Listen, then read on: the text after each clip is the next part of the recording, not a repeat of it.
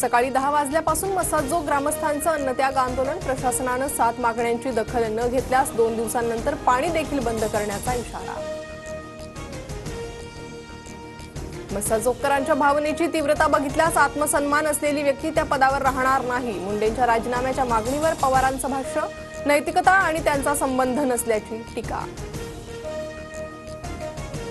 महाराष्ट्रातील नगरपालिका महापालिका निवडणुकांबाबत सर्वोच्च न्यायालयात आज सुनावणी। पालिका निवडणुकांचा मार्ग मोकळा होणार की लांबणीवर जाणार याकडे लक्ष। नीलम गोऱ्हेंचं वक्तव्य मूर्खपणाचं। साहित्य संमेलनातील गोऱ्हेंच्या वक्तव्याचा शरद पवारांकडून जोरदार समाचार।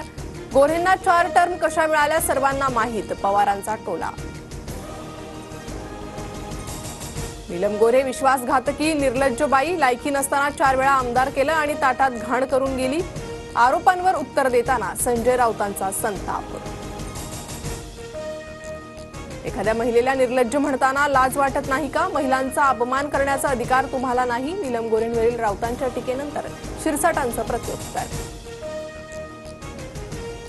पुणे पोलिसांकडून कुख्यात गुंड गजा मारणेला अटक। भाजप कार्यकर्त्याला मारहाण प्रकरणी बेड्या। गुंड गजा मारणेवर मकोका अंतर्गत कारवाई।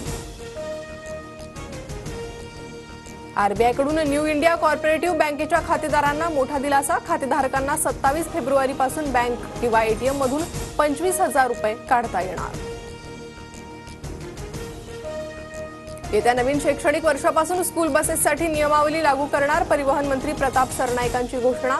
निवृत्त परिवहन अधिकारी जितेंद्र पाटलांच्या अध्यक्षतेखाली समिती। चॅम्पियन्स ट्रॉफीमधून पाकिस्तान बाहेर। न्यूझीलंडकडून बांगलादेशचा 6 गडी राखून पराभव। भारत आणि न्यूझीलंड सेमीफायनलमध्ये।